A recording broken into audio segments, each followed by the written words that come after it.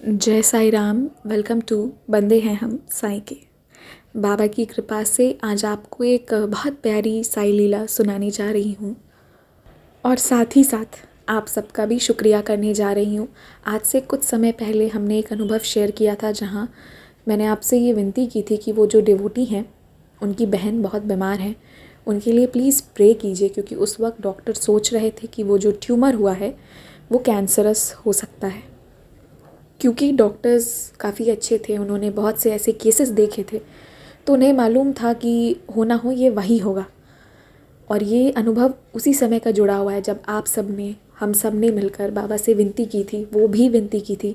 और आज उनकी बहन बिल्कुल ठीक है, थोड़ी बहुत दवाइयाँ चल रही हैं, जिसके बाद वो जो भी उनके गले में स्वेलिंग्स हैं वो अपने आप ठीक हो जाएगा, कोई बीमारी नहीं है। तो ये तो हुआ, पर इसके पीछे का मैं आपको एक्सपीरियंस बताती हूँ। उनसे ज़्यादा उनकी बहन मानती थी साईं बाबा को, और वो ही उन्हें एक कोई चैनल होगा, मुझे नाम तो नहीं पता, उन्होंने नहीं बताया था, उसका लिंक भेजी थी और ये उनके अनुभव हमेशा सुना करती थी।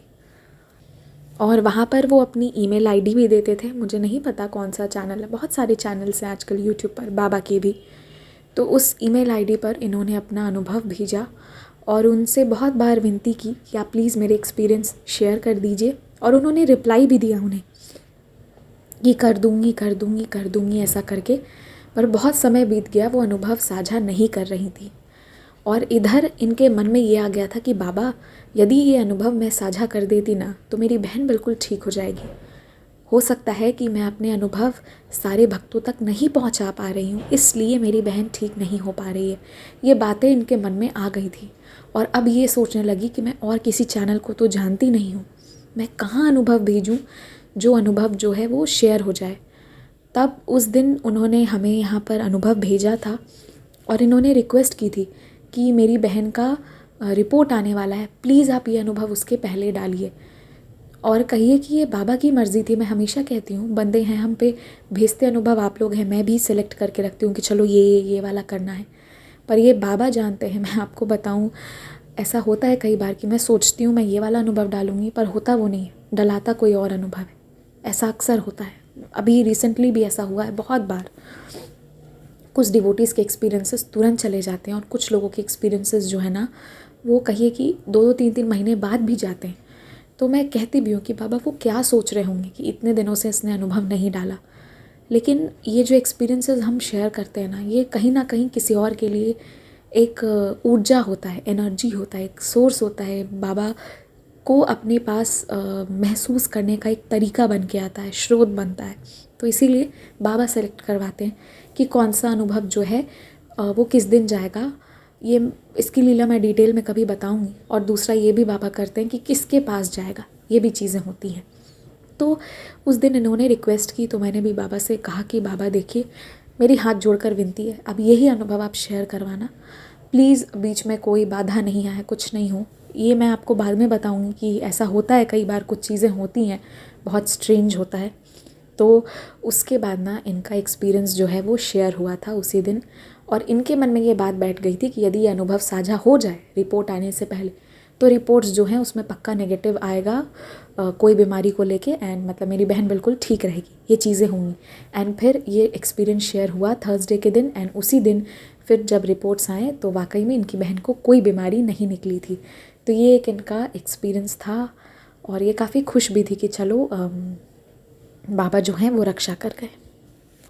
और इसके लिए मैं आप सबको फिर से तहे दिल से शुक्रिया करती हूँ, जितने भी लोगों ने सच्चे दिल से प्रे किया था ना, आपकी और हमारी, हम सबकी विनती जो है बाबा स्वीकार किए हैं।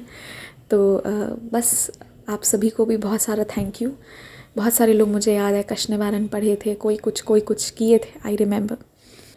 अब जो सेकंड एक्सपीरियंस मैं आज आपको सुनाने वाली हूँ ना, एज़ यूजुअल ये आज का नहीं था, आज किसी और का सुनाना था मुझे, पर आज यही अनुभव है।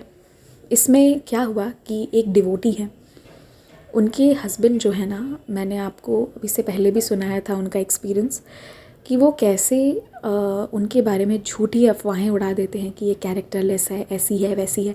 क्योंकि आप एक लेडी के बारे में ऐसा कर दो ना तो बहुत आसान हो जाता है उसे बदनाम करना। तो ये वही करते आए थे, वही कर रहे थे।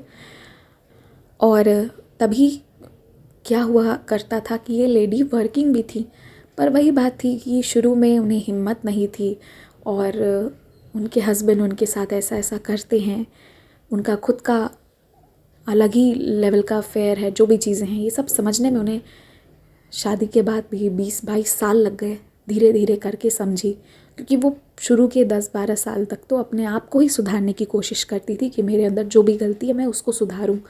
फिर धीरे धीरे करके उन्हें कुछ ऐसी ऐसी चीज़ें मिली, कुछ ऐसे ऐसे एविडेंसेस देखे, कुछ ऐसी ऐसी चीज़ें देखी जो वो हिल के रह गई कि अरे ऐसा होता है क्या। तो उसी समय की बात, तो अभी की बात है, उस समय की नहीं। इनके हस्बैंड ये कर देते हैं कि गार्ड को, स्वीपर को मैनेज कर लेते हैं। तो ये उसी समय की बात है कि उनके हस्बैंड जो हैं वो इन लोगों को मैनेज करके पैसे वैसे दे के झूठी अफवाहें फैला देते हैं कि ये लेडी एडजस्ट नहीं करती है, ये बहुत लड़ाई करती है वगैरह वगैरह। एजुकेटेड लोगों को वो ये चीज़ें नहीं समझा पाते हैं, पर जो इलिटरेट लोग होते हैं ना, उन लोगों को वो समझा देते हैं। तो उसके बाद यही हुआ कि ये लेडी बहुत परेशान थी। अब होता ये था कि एक मेड एक दिन आए, एक हेल्पर एक दिन आए, फिर अगले दिन वो काम छोड़ दे बिना किसी रीज़न का। वो नीचे से ही आती, गार्ड यूज टू से समथिंग एंड वो बहुत डर जाती कि ये मैडम ऐसी हैं वैसी हैं ऐसा करके, एंड वो डर के मारे फिर वो मेड चली जाए या फिर लड़ाई करके चली जाए, क्योंकि उसको तो भाई काम छोड़ने का और घर की मालकिन को डांटने का, बदतमीज़ी करने का कमीशन मिलता है। 500-1000 रुपये भी मिल जाते हैं। तो इस प्रॉब्लम से उनको सल्यूशन नहीं मिल पा रहा था। तब उन्होंने क्या किया, साईं बाबा जी का श्री साई सच्चरित्र उठाया, पढ़ना शुरू किया और बाबा से विनती की कि बाबा इसका कोई सल्यूशन निकालिए, हम बहुत परेशान हो चुके हैं, हमने हर कोशिश कर ली, पुलिस स्टेशन भी जाने की कोशिश की, पर छोड़िए मैं कमेंट नहीं करूँगी, कुछ भी नहीं बोलूँगी। तो इसके बाद वो लोग बहुत परेशान थे। फिर बाबा ऐसा किए कि उनके हस्बैंड का मन ही पलट दिए। तो जहाँ वो पहले एक दिन टिकने देते थे मेट्स को, वहाँ वो पलट के 1 महीना, 15 दिन, 20 दिन यानी ड्यूरेशन बढ़ा दिए। तो मिला जुला के उनको फिर हेल्पर मिलने लगी और उनका काम चलने लगा। बाबा हेल्प करने आ गए और भी उनको बहुत सारे तरीके से बाबा हेल्प कर दिए। कुछ ऐसे गैजेट्स जैसे कि डिश वॉशर हो या कुछ भी, ऐसी कुछ चीज़ें घर पे ले आए जिसकी वजह से उनके काम में उन्हें बहुत सहूलियत मिल गया। तो इस तरीके से बाबा हेल्प किए ना उनके डे टू डे लाइफ में कि उनके हस्बैंड का मन पलटने लगते हैं। ये चीज़ें बाबा ऑन द स्पॉट करने लगे हैं, वो ये अनुभव देखे हैं अपने लाइफ में।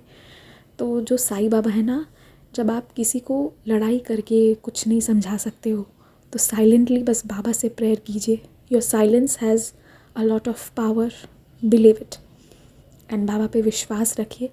जो कंप्लेन करना है, जो लड़ाई करना है, जो कहना है बाबा से कहिए, किसी इंसान से मत कहिए। ये इंसान है, ये कभी समझेंगे कभी नहीं समझेंगे, ठीक है। तो बस यही था मेरा आज का अनुभव। आप लोग भी अपने एक्सपीरियंसेस शेयर कर सकते हैं। व्हाट्सएप पे करना चाहते हैं तो नंबर आपको मिल जाएगा स्क्रीन पर, 6206008273 है।